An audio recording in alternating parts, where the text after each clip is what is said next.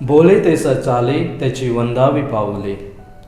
ख्रिस्ताठाई माझ्या प्रिय बंधू भगिनींनो, आज प्रभू येशू ख्रिस्त आपल्याला आपल्या शब्दांना आपल्या कृतीची जोड देण्यास सांगत आहे.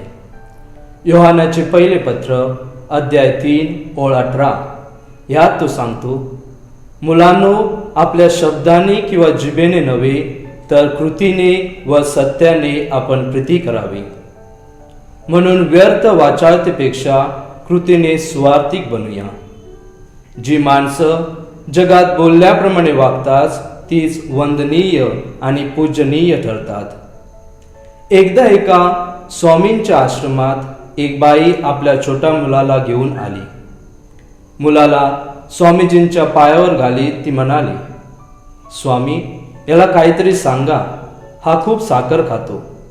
स्वामींनी त्या बाईची ती तक्रार ऐकून घेतली आणि म्हणाले, माई, तुम्ही 15 दिवसांनी या, मग मी याच्याशी बोलतो. 15 दिवसांनी ती पुन्हा मुलाला घेऊन स्वामीजीकडे आली. त्यावेळी मात्र त्या मुलाला मोठ्या प्रेमाने जवळ घेत स्वामीजींनी त्या मुलाला सांगितले, बाळा, आईने एखादी गोष्ट सांगितली तर शहाणी मुले ऐकतात व तू शहाणा आहेस ना, मग आईचे ऐक. सारखा साखर खाऊ नकोस. हे ऐकून मुलाच्या आईला आनंद झाला, पण तिला एकसारखं याचंच आश्चर्य वाटत होतं की एवढीशी गोष्ट सांगायला स्वामींनी एवढा 15 दिवसांचा वेळ का लावला. शेवटी न राहून तिने विचारले, पण स्वामीजी, तुम्ही हे आधीच का सांगितले नाही? इतके दिवस का थांबलात? तेव्हा स्वामीजी हसत म्हणाले, माई, त्यावेळी मी सुद्धा तुमच्या मुलासारखा साखर खात होतो. गेल्या 15 दिवसापासून मी स्वतः साखर खाणं सोडलेलं आहे.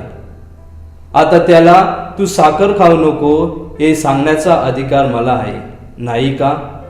होय माझ्या प्रिय बंधू भगिनींनो, बहुतेक वेळा आपण इतरांना सल्ले देतो, इतरांच्या जीवनात डोकावतो, पण स्वतःच्या जीवनाकडे लक्ष द्यायला आपल्याकडे वेळ नसतो.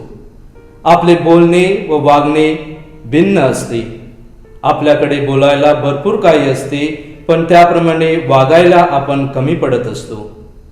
संत फ्रान्सिस असिसीकर म्हणतात, सदैव प्रभू सुवार्ता घोषवा, फक्त गरज पडेल तेव्हाच शब्दांचा उपयोग करा. म्हणजे आपण जगतो त्या जीवनाचे रूपांतर प्रभूच्या जिवंत सुवार्तेमध्ये करावे.